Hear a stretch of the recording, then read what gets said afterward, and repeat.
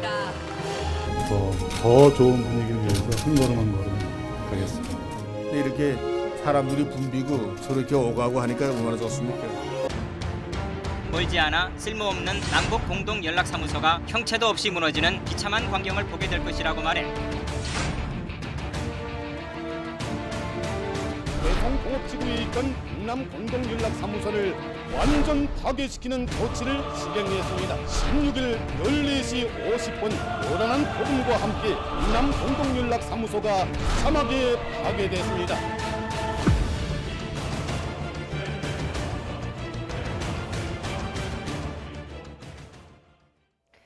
네, 북한이 남북 공동 연락사무소를 폭파하는 초강경 조치를 내놓음에 따라 향후 남북 관계도 냉각기를 맞을 것으로 예상됩니다. 네, 관련된 내용 양무진 북한 대학원대학교 교수 그리고 김열수 한국군사문제연구소 안보전략실장 두 분과 함께 짚어보겠습니다. 안녕하십니까? 안녕하세요. 안녕하십니까?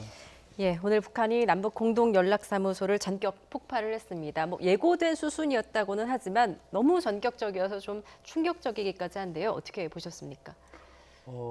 물론 북한이 그 김여정 담화를 통해서 예고를 했고 또 북한 주민들의 학습지라는 노동신문을 통해서 다 알렸잖아요. 그런 차원에서 예고는 됐다.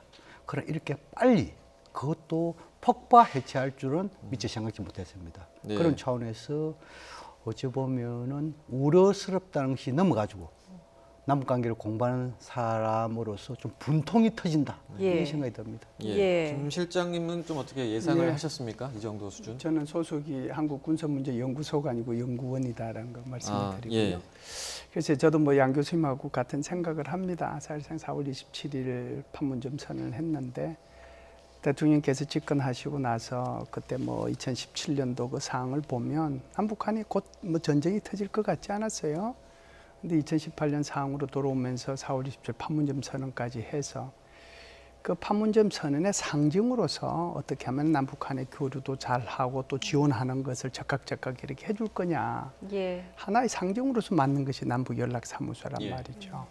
그것도 돈을 10원, 20원 들인 것이 아니고 엄청난 우리 국세와 혈세를 들여가지고 이것을 만들었는데 여기에 대해서 어떻게 하겠다라고 했으면 좋겠다라고 남북한 간에 서로 상의 한마디 없이 일방적으로 형체도 없이 사라지게 할 것을 하겠다라고 얘기한 뒤에 정말 불과 1분도 채 안 되는 사이에 이걸 폭파했다는 것은 남북한의 그동안 쌓은 모든 신뢰를 북한 스스로가 한꺼번에 썰어 없애버리는 그런 것을 보여줘서 아마 우리 국민들께서 굉장히 좀 비통한 그런 심정을 가지시지 않으셨을까 그런 생각을 합니다. 예.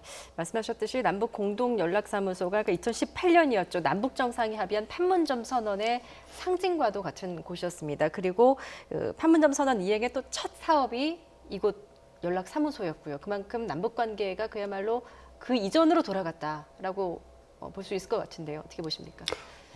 그렇습니다. 이 연락사무소의 기능이라는 것은 한 4가지 정도 되지요. 연락 기능, 대화 기능, 또 그리고 민간교류 지원 기능, 또 그리고 방북에 대한 평의 기능 4가지 있죠. 나름대로 충실히 해왔다 이거 보죠. 특히 남북한 당국자가 한 건물에서 생활하면서 대면 서로 마주보면서 서로 대화하면서 또 지혜를 모았다고요. 예. 그런 측면에서 나름대로 순기능을 했는데 그 순기능의 꽃이도 피기 전에 예. 이렇게 행추도 없이 사렸다. 상당히 분통이 터지는 그런 상황이라고 생각합니다. 예. 그러니까 예. 최근에 코로나19 사태가 터지기 전까지는 어쨌든 일주일에 한 번씩 소장끼리 만나기도 하고 이렇게 실제적인 기능은 해왔는데 결국 이렇게 21개월 만에 폭파가 됐습니다. 이 공동 연락사무소가 이제 무너지는 장면 말씀해 주신 것처럼 30초도 걸리지 않았다 이렇게 군 감시 장비에 그 장면이 찍혔는데 화면을 좀 보면서 저희가 짚어보도록 하겠습니다. 지금 왼쪽이 이제 폭파되기 전의 모습이고요. 오른쪽에 보시는 화면이 군 감시 장비에 찍힌 오늘 오후 2시 50분에 찍힌 이 폭파 장면입니다. 지금 이제 연기가 나고 또 폭발음도 굉장히 크게 들렸다라고 이렇게 접경 지역 주민들의 이야기가 나오고 있는데 지금 저기 화면에 보시고 있는 연기가 나는 건물이 이제 그 공동 연락 사무소이고 지금 화면으로 보시면 옆에 높은 건물이 있는데 이게 이제 개성공단 종합지원센터죠. 저기가 네. 이제 저 건물도 폭파 때문에 뭐 창문이 깨지고 이런 영향을 받은 것 같은데 지금 이번에 북한이 이렇게 굳이 뭐 폭파까지 택한 이유는 좀 뭐라고 보십니까? 기본적으로는 이제 김여정 제1부 부장이 밝힌 것처럼 남북 관계의 파탄, 남북 관계의 단절, 그것을 극적으로 보여줄 수 있는 것이 이것이다. 이렇게 이제 보여지고요. 우리가 이제 DMZ의 비무장화에, 그러니까 비무장지대의 실질적인 비무장화를 하기 위해서 남북한 간의 GP를 철거를 했잖아요. 예. GP 철거할 때 아마 그 철거 장면을 유심히 보신 분들은 한국의 GP 철거 장면은 주로 포크레인이 들어가서 네. 대부분 철거를 했어요. 그건 뭐 소리도 안 나는 거잖아요. 서로 불안감을 주지도 않고. 그런데 북한 GP는 대부분 오늘 저기 개성공단 연락사무소 폭발한 것처럼 다 다이너마이트를 설치해가지고 순식간에 폭발을 시킨 거거든요. 예. 그때도 그랬는데 오늘도 그 모습을 지금 보여주었다라고 볼 수가 있는데 예. 그게 아무리 공들여서 그렇게 쌓은 것도 북한 스스로 한꺼번에 30초 만에 날려버릴 수 있다라고 하는 것을 보여주는 것이죠. 예. 그 4층짜리 이제 남북 공동 연락 사무소가 있었고 가장 높은 그 건물, 그러니까 13층짜리 이 건물은 개성공단 종합지원센터인데 이렇게 되면서 사실상 개성공단 관리동 구역을 통째로 날려버린 셈이 된 거거든요. 이렇게 되면 이제 개성공단 철거도 사실 시간 문제다라고 좀 볼 수 있을까요? 어떻게 보십니까? 이 북한의 행동 예고 수순이랄까요? 보면은 수순도 중요하지만도 이 대적 사업에 있어 가지고 역할 분담이 있습니다. 지금까지 행동을 옮긴 연락 채널을 완전히 단절한다든지 오늘 그 이 개성에 있는 공연락사무소 폭파 해체 이 부분은 아마 북한에서 통전부가 중심이 됐다 이렇게 봐야 되겠죠. 예. 그렇다면 지금 이제 남은 것이 북한의 군부 총참모부에서 행동이 남아있다. 예. 지금 오늘 총참모부에서 공개 보도를 했잖아요. 거기 보면 방금 앵커께서 말씀하신 대로 북한은 이 개성공단, 금강산 여기에 완전 철거를 하고 나서 거기에 다시 군사지대화를 만들겠다. 예. 이렇게 하고 있죠. 또 그리고 지금은 이제 남쪽에 대한 대규모 대남비라도 또 살파하겠다. 혹시 거기에 대한 내용은 없습니다만도 이 북측의 대규모 대남비라에 대해서 우리 측이 맞대응으로서 또 대북 전단을 살포한다면 아마 이 고사총이라든지 총격을 가해서 하겠다 뭐 이런 것이 내포되어 있겠죠. 예. 어떻든 간에 지금 문제 군부라는 것은 상당 부분 최고 지도자에 대한 충성 경쟁 이것이 지금까지 많이 해온 것이 경험적 사례입니다. 예. 그런 거 볼 때 어쩌면은 이렇게 이 공동연락사무소 폭파 해체 이것도 충격적이지만도 군사적인 이런 행동 더 충격도 올지도 모른다. 예. 여기에 대한 충분한 대비가 필요한 것이 아닌가 이런 생각이 듭니다. 그 양 교수님, 그 오늘 이제 그 폭파의 주체가 어딘지가 명확하게 나오진 않았죠? 그 저 폭파 행동을 군이 한 건지 아니면 말씀하시는 것처럼 통일전선부가 한 이제 건지. 폭파 주체에 대해서 북한 이야기는 안 했지만 예. 우리가 그 김여정의 담화라든지 또 군부의 이런 공개 보도 보면은 아마 이런 그 이 공동 연락사무소 이 폭파라든지 또 그리고 연락 채널 단절 이것은 통전부에 관한 다시 말해서 개성공단에서 이 지금 연락사무소라는 것은 군사 합의에 나온 것이 아니고 4.27 합의의 상징물 아니겠습니까? 예. 이 4.27 합의에 대해서 뭔가 이것을 그 백지화 또는 무효시키겠다 이런 것은 통전부 역할이 크기 때문에 아마 제가 보기에는 이 폭파 해체 것은 통전부가 주도했을 것이다. 예. 그렇게 분석을 합니다. 네. 예. 자, 오늘 뭐 남북 공동 연락사무소의 폭파 오후 2시 49분에 전격적으로 이뤄졌습니다. 남측의 접경 지역 주민들도 목격할 정도로 폭발음이 컸다고 하는데요. 파주에 거주하는 주민의 목소리 직접 들어보겠습니다. 그 인근 주민들이 그렇게 제 연기가 난다. 그리고 폭음 소리가 났다. 그래서 이게 마을에서 대기하고 있는 겁니다. 이제 저희 대동동 마을에서는 그때 느꼈다고 얘기 들었어요. 얘기를 듣고 주민들이 마을에서 TV를 보고 대기를 하라고 지금 마을 방송을 해서 주민들이 다 집에 와 있습니다. 우리 주민들은요 지금 대기 활동하고 코로나 때문에 관광이 중단됐는데 관광이 이제 재개되려고 하는데 또 이게 북한에서 폭발을 했기 때문에 이제 관광도 이렇게 이제 또 언제 될지 모르는 거니까 또 폭발을 하니까는 주민들이 불안해하고 있어요. 예, 지금 접경 지역 주민들은 굉장히 이제 불안해하고 계십니다.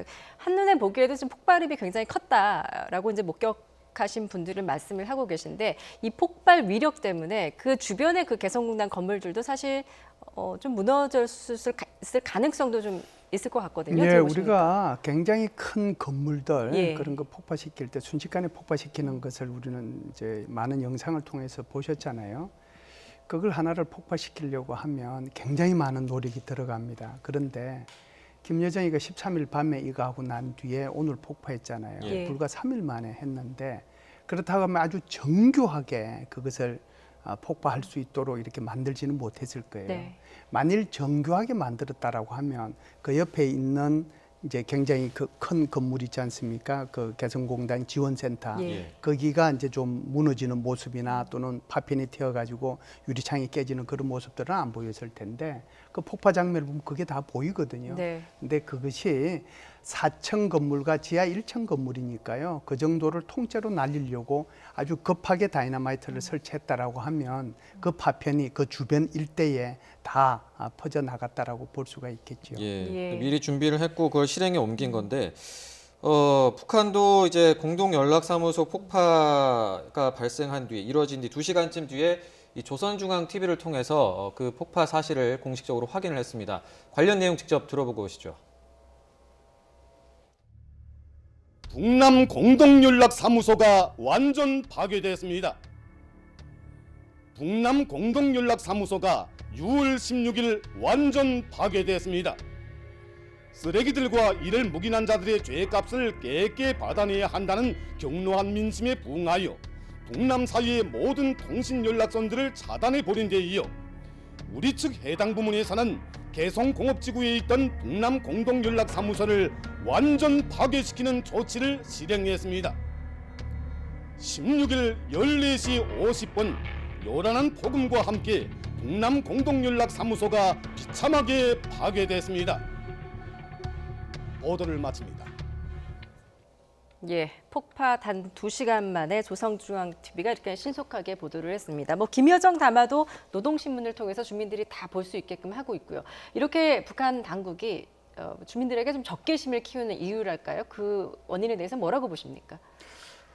이 김여정 제1부부장의 담화 이 내용을 그 주민들 학습지라고 볼 수 있는 노동신문에 그냥 그대로 게재했다. 이것은 뭐냐면은 주민들과 같이 하나의 호흡하고 있다 이렇게 보여주겠죠. 예. 또 그 내용을 가지고 군중대회도 개최했죠. 예. 앞으로 이에 대해서 행동하겠다. 그리고 지금 방금 여기 방송에 나오시면도 북한 조선중앙TV에서도 이 폭파 장면을 다 해줬잖아요. 이러한 것은 뭐냐면은 최고 지도자와 당 국가로부터 권한을 부여받은 김여정 제1부부장의 담화 이것은 비말이 아니고 행동으로 옮긴다.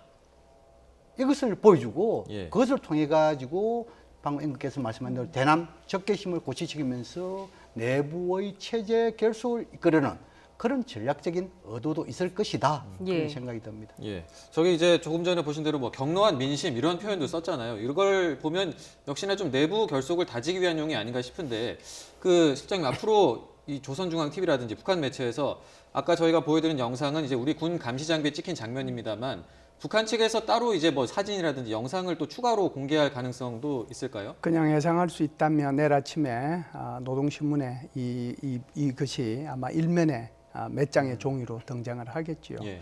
그렇게 등장할 거고요.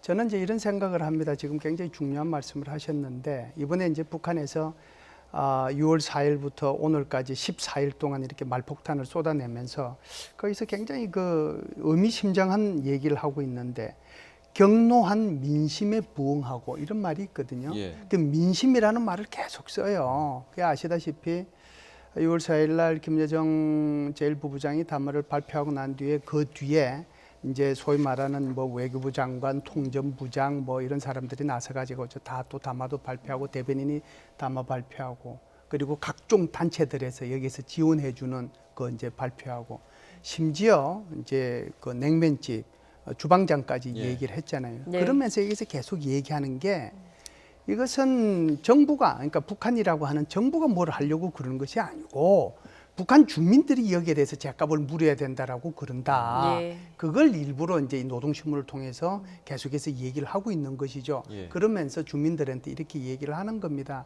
이 모든 잘못은 남한한테 있는 거니까 여러분들, 그러니까 북한 주민들이죠. 북한 주민들 우리가 어떤 행동을 하는 것은 남한이 잘못했기 때문에 이런 행동을 하는 거니까 그리 알고 계시라라고 하는 것을 노동신문을 통해서 표현했다 이렇게 볼 수가 있지요. 예, 북한이 이제 내부 체제 결속을 위해서 이렇게 강경 조치를 연이어 내놓고 있다라고 이제 분석을 해주셨는데 과연 북한의 내부 체제 결속을 할 만한 그 이유랄까요? 어떤 이유가 있을까요? 제가 볼 때는 제일 큰 게 경제 문제입니다. 예. 경제 문제인데 아시다시피 지금 11개의 대북 제재 계량이 있잖아요. 그걸로 인해서 북한이 수출하는 것의 90%가 차단되어 있는 상황이고요.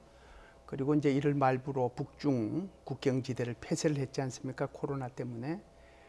이제 이 두 가지가 이제 굉장히 크게 겹친 거죠. 그러다 보니까 2016년도에 북한과 중국 사이에 무역 규모가 한 60억 불 됐는데 2019년도에 2억 불로 줄어들었어요. 뭐 예. 사실상 우리 한국 입장에서 보면 60억 불이라는 게 돈도 안 되지만 어찌됐든 이제 그 정도로 지금 경제가 좀 안 좋은 그런 상태에 있는 거고 게다가 외환 보유고도 고파닥이 난단 말이죠. 그러면은 이게 지금 이제 여기저기서 불만이 있게 되는데 우리가 북한이 발표한 여러 가지 내용 중에서 좀 유심히 봐야 될 것은 김정은 위원장이 정치국 회의를 주재하면서 이런 얘기를 했어요. 평양 시민들의 생활 보장을 해줘야 된다라고 얘기를 했어요. 예. 그러면 우리가 북한을 얘기할 때 평양공화국이라고 얘기를 하는데 북한, 그러니까 평양과 그 외의 지방이 다르다는 거잖아요. 그러니까 지금 평양 시민들조차도 먹고 입고 자고 하는데 문제가 있다라고 하는 것을 사실상 본의 아니게 이게 드러낸 거거든요. 예. 그만큼 이제 불만이 여기저기에 쌓여 있다라고 하는 것을 볼 때 이번에 전단이라고 하는 것은 제가 볼 때는 하나의 빌미고 예. 아마 한번 뺨을 좀 맞고 싶은데 뭐 전단이라고 하는 것이 뺨을 때려준 격이 되었다. 그래서 예. 체제를 결속시키는 그런 의미가 있다라고 보고요. 말이 조금 긴데 요것만 제가 말씀을 드리고 양 교수님한테 넘기겠습니다. 두 번째는 우리가 생각해 볼 수 있는 게 도대체 이게 지금 김여정 제1부부장한테 중앙이라는 표현을 쓰고 당 중앙 그리고 이제 김여정 제1부부장이 하는 얘기를 김정은 위원장과 동급의 지시라는 표현을 쓰고 있거든요. 예. 그러다 보니까 이제 김여정 부부장은 이 소위 말하는 그 김정은 위원장과 당과 국가의 이 국가가 자기한테 부여하는 권한에 의해 이렇게 겸손한 표현을 하지만 그 속에는 지금 소위 말해서 후계자에 대한 작업이 진행되고 있는 게 아닌가.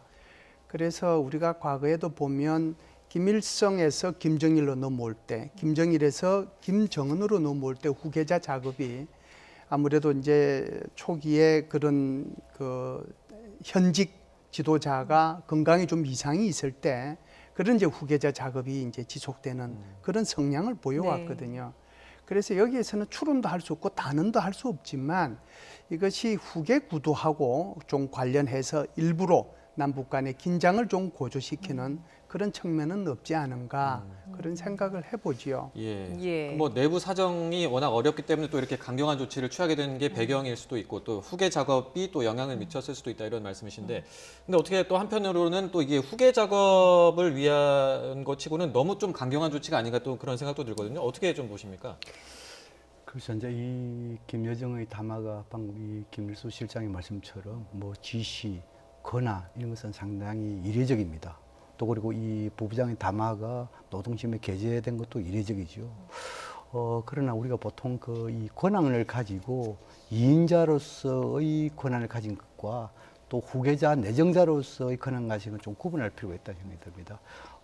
적어도 김여정 제1부부장이 후계자로 내정 이렇게 된다 하면은 두 가지의 징후가 나타나야 됩니다. 하나는 군사적인 칭호를 받아야 됩니다. 다시 말해서 당중앙군사위원회 위원 같은 칭호 또 그리고 김여정 개인에 대한 우상화가 있어야 됩니다. 뭐 예를 들어서 어릴 때부터 태어나가지고 뭐 총을 잘 쏜다든지 이런 거 있지 않습니까? 아직까지 이런 것은 보이지 않고 있습니다. 예. 그렇다면 적어도 이인자로서 역할은 하고 있지만 아직까지 후계자 운운하는 것은 조금 설득이 떨어지는 것이 아닌가 저는 그렇게 보이고, 그다음 체제 결속과 관련해 가지고 물론 저는 뭐 김 실장님 말씀처럼 북한이 코로나 정부에 의한 이런 피로감, 예. 또 그리고 이 대북 제재에 대한 만성적인 경제난, 상당히 어려움이 있을 수도 있다고 생각합니다. 그러나 이 어려움을 소위 말해서 외부 충격요법, 다시 말해서 대남 적개심 강조를 통해 가지고 뭔가 체제 결속을 이끌 것이다. 이런 주민들의 불만을 다리로 돌리기 위해서 이런 부분도 좀 하려면 좀 징후가 나타나야 된다. 다시 말해서 경제 어렵지만 경제 어려움이 있어가지고 경제는 만성적 어려웠는데 지금 와서 북한이 상당히 뭐 예를 들어가지고 물가라든지 또는 식량이라든지 기타 이런 부분이 그렇게 어렵다는 징후가 보이지는 않고 있습니다. 이것은 뭐냐면은 예를 들어 평양에 지금 이제 한 5-6개 정도의 그 언론 지국도 있고 예. 또 이 외교관 사절단도 많지 있지 않습니까? 예. 이런 걸 볼 때 아직까지 그런 이야기는 없다. 이렇게 하면은 주민들의 경제적 어려움에 의한 주민들의 불평만 다른 돌리고 어찌 보면은 크게 이렇게 한반도 긴장을 고조시켜 가지고 김정은 위원장이 남쪽으로부터 크게 뭔가 받으려는 그런 것도 저는 좀 설득이 떨어진다. 오히려 제 생각은 이렇습니다. 오히려 북한 체제의 특성상 체제 훼손 존엄 모독, 체제와 존엄을 가장 중시한 특이한 국가가 북한 아니겠습니까? 그래서 이번에 적어도 이 전당 관련해가 거기에 존엄과 관련된 문제가 없고 단순하게 북한에 있어가지고 상당히 좀 뭐랄까 좀 비난하는 예. 그런 전단이 갔다 하면 과연 이렇게 왔을까 이렇게 볼 수 있단 말이에요. 그렇다면 적어도 이것이 노동신문을 통해 주민들 알리고 했다는 것은 최고 지도자의 존엄과 북한 주민들 간에는 서로 운명 공동체, 생명 공동체 이런 인식이 있지 않느냐. 그런 차원에서 이러한 운명 공동체, 생명 공동체 차원에서 체제를 결속시키는 그런 의도가 좀 더 강한 것이 아니겠냐 저는 그렇게 생각합니다. 이 부분은 조금 의견이 갈리는 예. 것 같아서 조금 딴 생각을 조금 더 추가해서 말씀을 드리겠습니다. 기본적으로 뭐 교수님 말씀하시는데 동의는 하는데요. 사실상 작년도 2월 달에 하노이 회담이 결렬된 이후에 남북 간의 관계는 단절이 돼 있었어요. 네. 그러니까 심지어 NGO 만나자고 그래도 안 만났잖아요. 그리고 올해 한번 보세요. 우리 대통령께서 1월 달에 신년 기자회견을 통해서 3.1절 기념사를 통해서 4.27 판문점 선언 그거 2주년 행사를 통해 가지고 계속해서 말씀하신 것이 우리 예를 들어서 뭐 개별 관광이라든지 방역이라든지 보건이라든지 남북 철도의 연결이라든지 그런 뭐 우리 이게 주문진하고 재진사의 착공식도 했잖아요. 그런 여러 가지 노력을 통해서 우리가 이거 할 수 있다라는 걸 보여주고 그랬는데도 북한이 한 번도 호응 안 했잖아요. 그럼 자기가 불만이 있으면 여기에 대해서 얘기를 해야죠. 그럼 만나자고 그래도 안 만나고 예. 공식적으로도 안 만나고 비공식적으로도 안 만나고 NGO도 안 만나고 아무 얘기도 안 하는 거예요. 이제 우리 한국이 노력을 했지만 그렇게 안 들어주니까 기회를 저는 봤다라고 저는 봐요. 그 기회가 바로 제가 볼 때는 이번에 전단이 날아오니까 그것이 아주 그냥 빌미로 삼아서 한번 이런 행태로 보여주지 않았는가 그런 생각을 하고요. 기본적으로는 작년 2월달 하노이 회담 결렬 이후에 지금 현재의 우리 문재인 정부에 대한 불만 그런 것들이 쌓이고 쌓였다가 전단을 계기로 폭발했다 이렇게 볼 수가 있겠죠. 예. 조금 연결해서 말씀드리고 싶은 것은 지난해 우리 실장님 말씀처럼 북한이 상당히 우리한테 비판 수위를 높여왔고 또 우리가 그 방금 이야기한 여러 가지 제안에 대해서 북한이 호응하는 것은 사실입니다.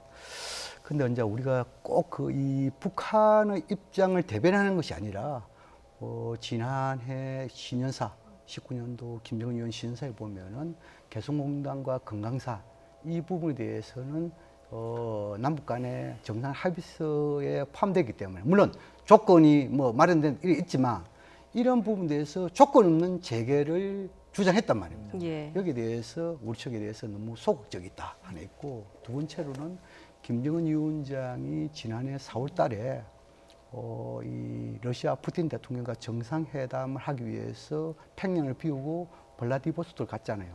그 시기에 김정은 위원장이 없는 시기에 한미가 공중 공군 훈련을 실시했다는 이에 대해서 굉장히 배신감을 아마 느끼는 이런 생각이 들고 그럼에도 불구하고 뭐냐 하니까 참아왔는데 이 북한 입장입니다. 예. 참아왔는데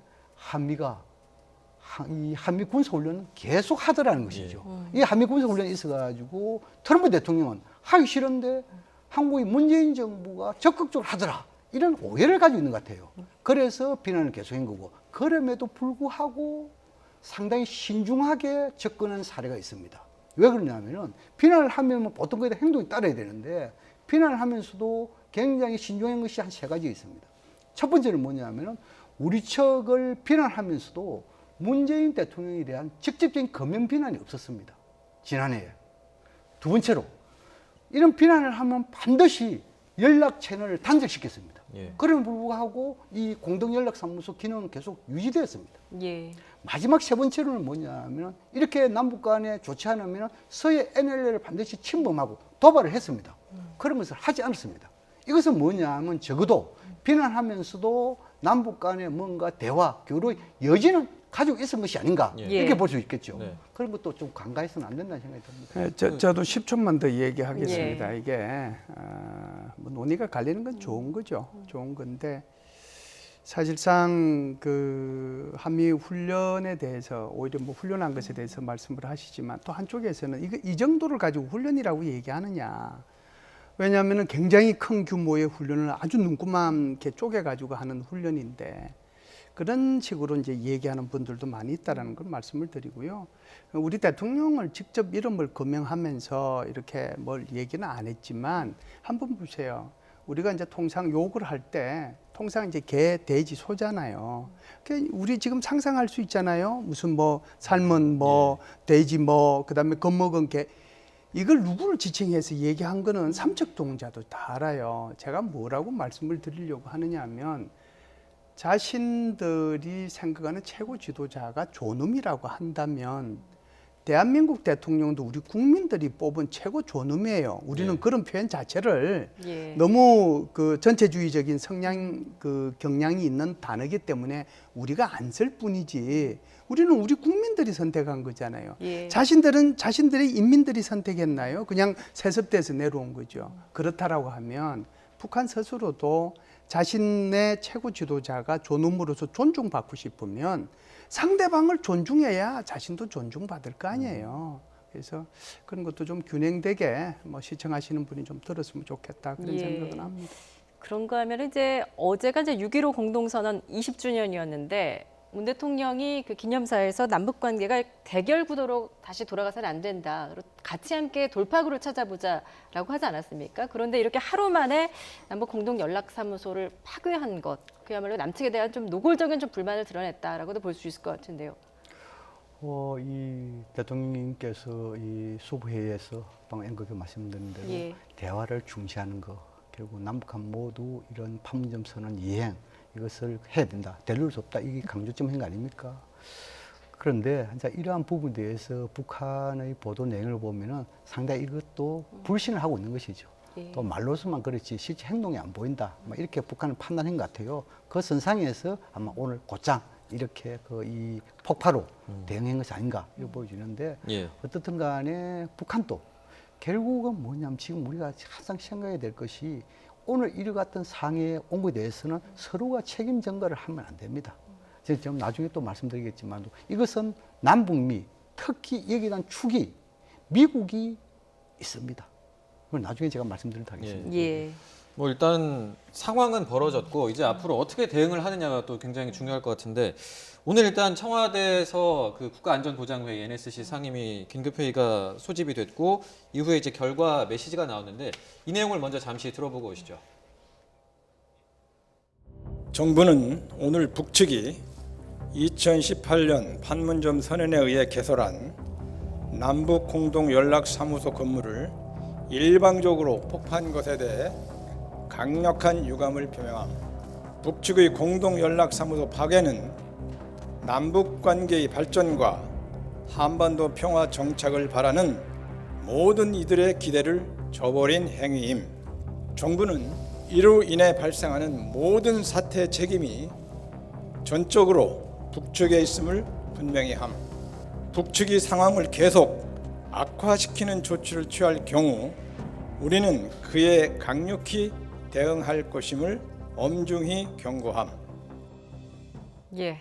어제 청와대는 대화를 이야기했었는데 오늘은 굉장히 수위가 높은, 좀 강도 높은 대응이 나왔습니다. 어떻게 평가를 하십니까? 좀 늦었다는 생각은 들고요. 우리 정부의 입장은 전 충분히 이해를 합니다. 왜 그러냐면 6.15 20주년이잖아요. 그래서 대통령께서 정말 옛날 김대중 대통령께서 착용하시던 그 넥타이도 준비해서 착용을 하시고 또 4.27 판문점 선언할 때 사용했던 그 연단 그것도 일부러 가지고 와서 우리는 온 정성을 다해서 당신하고 좋은 관계를 갔으면 좋겠다.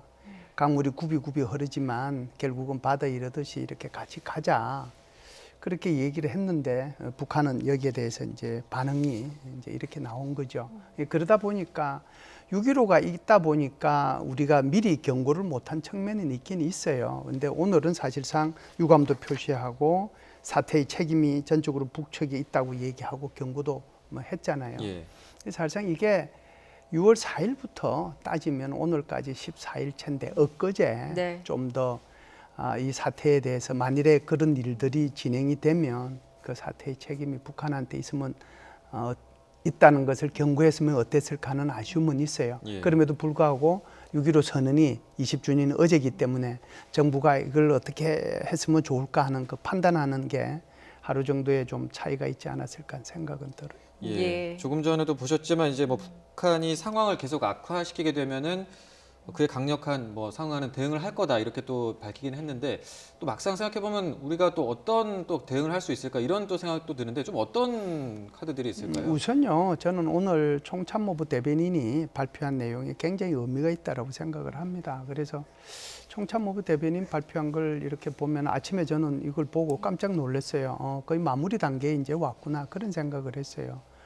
왜 그러냐면은 기본적으로 남북 간이 합의한 비무장 지역에 이제 그쪽에 군사력을 투입하겠다라고 하는 거고, 그 다음에 전선하고 이렇게 서해당에 이제 개방하겠다라고 하는 거고, 그 다음에 세 번째가 이제 전단 뿌리겠다. 이게 세 가지잖아요. 그런데 이게 지금 총참모부 대변인의 성명을 유심히 보면 유심히 봐야 딱 문구가 두 개가 있어요. 단어가 하나는 연구하겠다, 하나는 노동당 중앙위원회, 그러니까 군사위원회죠. 중앙군사위원회의 승인을 받겠다.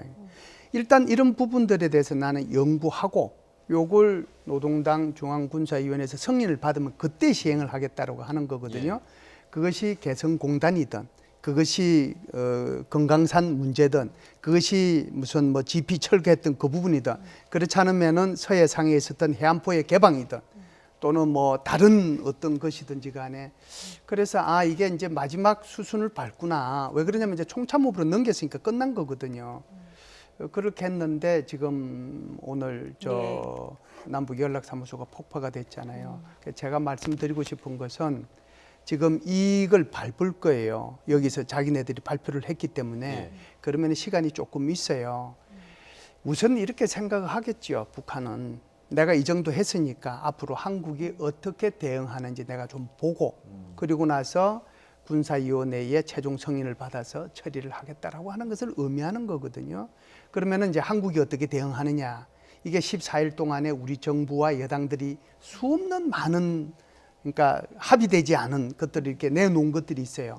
그게 어떻게 이제 처리가 되는지 이걸 볼 거고, 그 다음에 이제 한국 정부가 이 정도 됐으니까 미국하고 어느 정도 어떤 문제에 대해서 좀 이렇게 합의를 해서 그걸 가지고 남북 관계를 이렇게 좀 발전시킬 수 있는 어떤 무엇을 찾아오는지 아마 이것이 앞으로 북한이 취할 행동의 핵심이지 않겠는가라고 보고, 만일 이제 그것이 북한이 의도하는 대로 제대로 안 돌아간다라고 생각을 하면 군사적인 행동을 하겠지요. 그러면 여기에 대해서는 오늘 우리 국방부도 얘기를 했고 청와대에서도 얘기를 했지만 여기에 대해서는 철저하게 대비하고 준비하고 이제 여기에 대해서 대응하고 그렇게 해 나가야 되겠지요. 예, 총 참모부의 입장문에 대한 분석 조금 이따가 좀 더 자세히 좀 분석을 네, 해보도록 네, 하고요. 지금 청와대의 이런 이제 반응이 조금 뒤늦은 것 같다라고 분석을 해주셨습니다. 교수님께서는 어떻게 평가를 하십니까? 이 김여정 제1부부장의 담화 이후 북한에서는 뭐 장검철 통전부장 또 그리고 이 권정은 북미국장 뭐 여러 가지 이래가지고 담화 넣었죠. 그 담화와 오늘 우리 청와대 김유군 차장의 입장 그리고 또 서호 이 통일부 차관 이런 성명 발표했죠. 여기 보면은 좀 공통점과 차이점이 있어요. 예. 공통점이 뭐냐면 강경하게 대응하겠다는 있잖아요. 이런 부분에 대해서는 남북한 모두 공통점이 있다 이렇게 보여지고 차이점은 뭐냐면 첫 번째 우리 측의 메시지 입장 정리는 상당히 절제된 용어를 쓰고 있어요. 예를 들어 아주 항의, 좀 뭐랄까 이 강력한 경고, 유감 이 절제적인 표현을 하고 있는데 북측의 성명에는 그것들, 이것들, 저것들 해가지고 입에 못 담을 방금 우리가 이제 김 실장께서 지적을 잘했잖아요. 자신의 존엄이 중요하면 대한민국의 존엄도 중요하다. 이 역지사지의 자세되면 이것은 문제 악화되지 않습니다. 해가지고 이런 부분에 대해서 상당히 북한은 정상국가 아직 멀었구나. 그래서 아마 국제사회에 대해서 그런 혹독한 비판이 있을 것입니다. 또 하나의 차이점이 뭐냐 하면은 북한은 담화를 하면서 행동을 예고했습니다.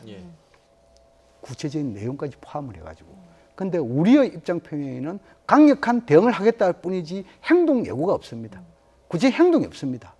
뭐 우리가 행동 계획이 없어서 그렇겠습니까? 아마 우리는 이렇게 볼 거예요. 지금까지는 통전부 중심으로 해가지고 연락 채널을 단절하고 오늘 이렇게 연락사무소, 공동사무소 폭파 해체 이 부분에 대해서는 통전부의 거다.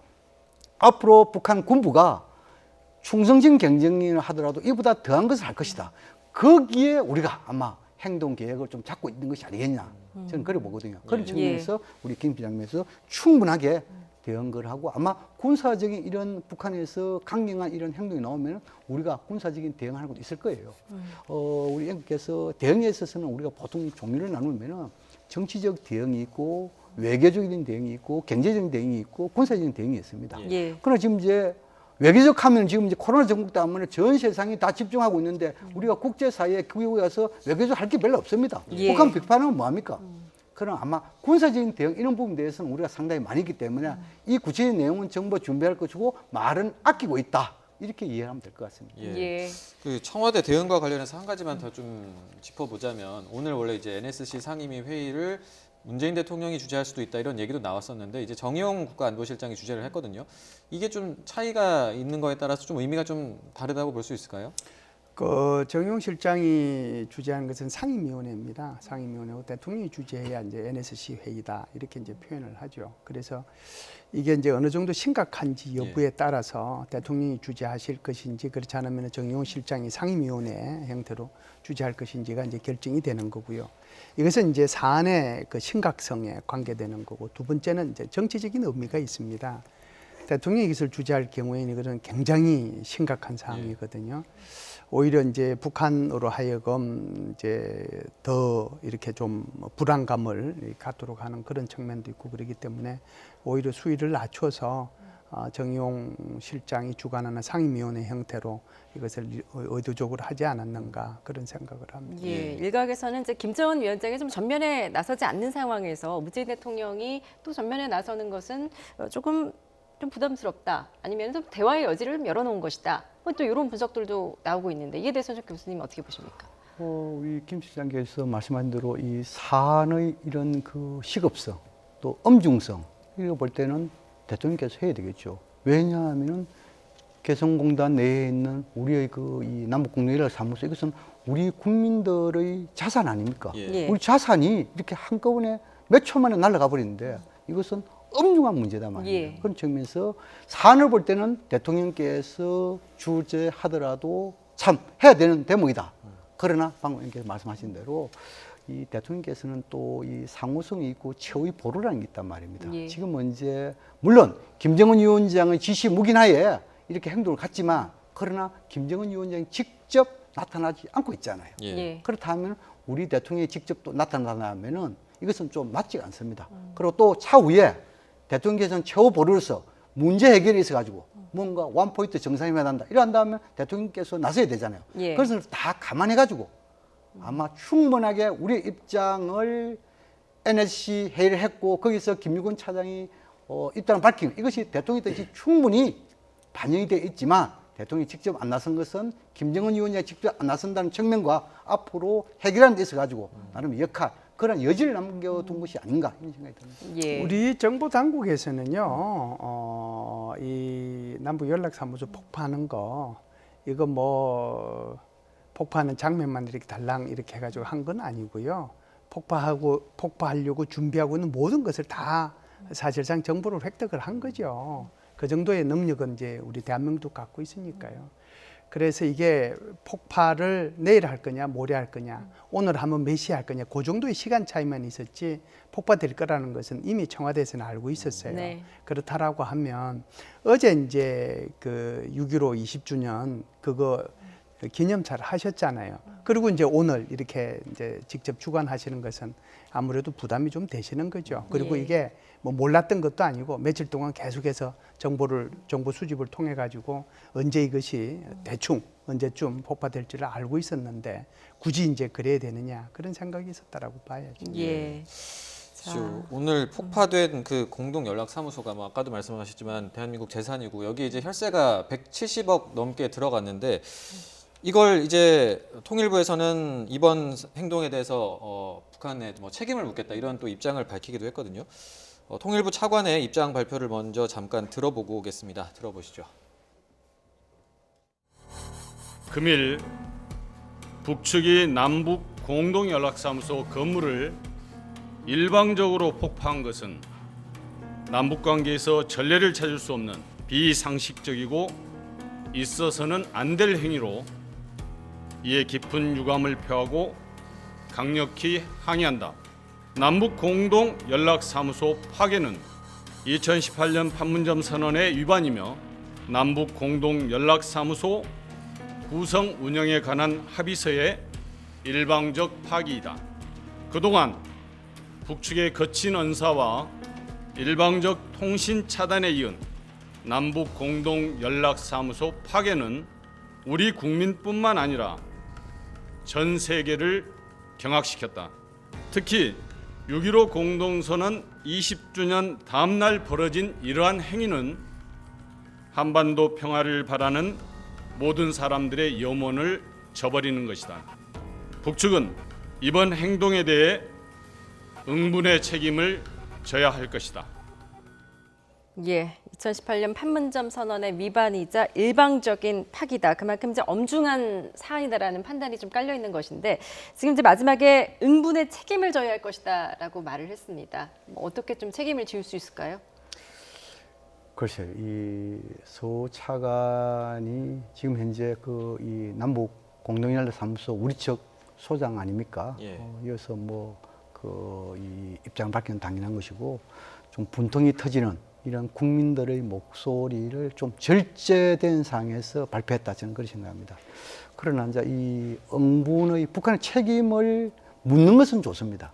그런 책임을 어떻게 물어야 될 것인가? 이 방법론 이것이 참 애매하고 난해합니다. 예. 없습니다, 잘. 예. 예를 들어 가지고 우리한테 북한에게 손해배상을 청구하겠습니까? 그럼 손해배상 청구하면 남측이 먼저 4.27 판문선언 여기 대해서 소위 말해서 위반했다. 이렇게 나오지 않겠어요? 또 그리고 북한 지역 여기 대해서는 비록 남북 공동 남측이 비용을 했다 하더라도 이것은 주권 국가에서 북한에 있다. 또 이렇게 주장할 거단 말입니다. 물론 국제기구를 통해 가지고 북한을 비판하는 이런 외교적인 압박은 할 수 있지만 실질적으로 우리가 금전적으로 북한의 손해배상을 이길 수 있는 방법은 거의 없다는 것이죠. 이것이 굉장히 답답한 부분입니다. 예. 예. 뭐 건물 건설 비용, 거기에 들어간 보수 비용, 그리고 뭐 운영비 이런 거 다 합쳐도 뭐 300억 가까이 된다는 또 보도들도 있더라고요. 근데 이제 이런 걸 뭐 전혀 보상받을 방법은 없다고 보는 게 지금은 맞는 상황인 거죠.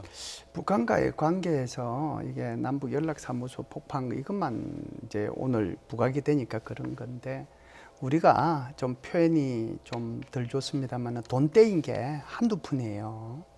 사실상 북한에 차관 많이 줬잖아요. 그 차관을 뭐 하면 조 단위가 되는데 그 중에서도 이제 돌려받아야 될 차관도 있어요. 무상으로 예. 준 것도 있지만 그거 이미 받을 시간 이미 다 지나가고 있어요. 그 돈 따지면 오늘 여기 폭판 저걸 돈으로 지금 따지면 안 되는 거예요. 그거는 뭐 어떻게 보면 조죽지혈인데 저게 돈의 성격이냐는 거죠. 예. 남북 간의 4.27 판문점 그 회담을 통해 가지고 남북 간의 교류와 지원을 원활하게 하기 위해서 이걸 만들자라고 선언에다가 명세해 놨잖아요. 그걸 없앤 거잖아요. 그것도 30초 내로. 그런 거니까 저는 돈의 문제는 저는 아니라고 봐요. 예. 그 이제 좀 연장선상에서 우리가 이제 이 남북한의 경협을 하면서 특히 이제 개성공단, 금강산 이렇게 하면서 남북한의 4대 경협법도 서로 합의해 가지고 발효도 시켰죠. 뭐 예를 들어 가지고 상사 분쟁이라든지 뭐 투자에 대해서 보호라든지 이런 게 있는데 이제 여기서 분쟁을 나름대로 해소하는 데 있어 가지고 지금까지 많은 분쟁이 있었는데 이 분쟁에서 한다 중국 측 이 중재요청에서 하는 것이 아마 명문화되어 있을 거예요. 그러나 아무도 그게 실행된 적이 없습니다. 예. 그래서 지금 이제 문재인 정부가 이 남북 관계에 있어 가지고 교류 협력의 지속성, 일관성, 대북 정책, 정권이 바뀌더라도 계속 할 수 있도록 해가지고 이것이 뭐냐 하면은 4.27 판문점 선언도 국회 비준 동의를 얻고 더 나아가지고 우리 국민들의 목소리를 다 담아가 정책 펼쳐야 되지 않습니까? 그래서 통일 국민 협약을 만들려 했고 더 나아가지고 이러한 부분에 있어 가지고 북한에도 만약에 잘못이 있으면은 그 잘못에 대해서 배상을 시키는 그런 차원에서 남북 기본협정도 체결하고 노력하는 준비를 하고 있어요. 그러나 지금 이제 그것을 준비도 하기 전에 이렇게 북한에서 이렇게 해버리기 때문에 우리는 뭐냐면 앞으로 할 때는 이것을 하나 시사점으로 간직해야 되겠죠. 교훈을 예. 얻는데 굉장히 비싼 대가인 것 같다는 생각이 듭니다. 그렇습니다. 이게 뭐냐면 분단 국가의 서러움이랄까요? 그런 거 아니겠습니까? 예.